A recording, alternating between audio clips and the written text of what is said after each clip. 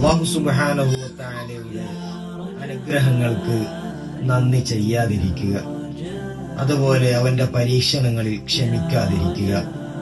ഇതെങ്ങനെ ഒരാൾക്ക് സഹിക്കും? മുത്തുനബി സല്ലല്ലാഹു അലൈഹി വസല്ലമ തങ്ങൾ പഠിപ്പിക്കുന്നു, ഒരാളിൽ രണ്ട് കാര്യമുണ്ടായാൽ അവൻ നന്ദിയുള്ളവനാവില്ല, ക്ഷമയുള്ളവനും ആവുകയില്ല.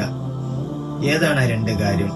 വമൻ നളറ ഫീ ദീനിഹി ഇലാ മൻ ഹുവ ദൂനഹു വനളറ ഫീ ദുനിയാഹു ഇലാ മൻ ഹുവ ഫൗഖഹു ഫഅസിഫ അലാ മാ ഫാതഹു. അവൻ അവന്റെ മതത്തിന്റെ വിഷയത്തിൽ താഴെത്തട്ടിലുള്ളവരിലേക്ക് നോക്കുകയും മതവിഷയങ്ങളിൽ ജാഗ്രത പാലിക്കുകയും ചെയ്യുന്നില്ല. അതേസമയം ഭൗതികമായ വിഷയങ്ങളാണെങ്കിൽ അവന്റെ മേലെത്തട്ടിലുള്ളവരിലേക്ക് നോക്കുകയും നഷ്ടപ്പെട്ടതിൽ ഖേദിക്കുകയും ചെയ്യുന്നു.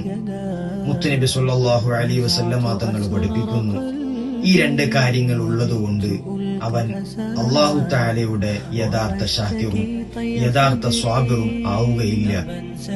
അല്ലാഹു തആല ഇത്തരത്തിലുള്ള ചിന്താഗതികളിൽ നിന്ന് നമ്മെല്ലാവരെയും അല്ലാഹു തആല കാത്തുരക്ഷിക്കട്ടെ.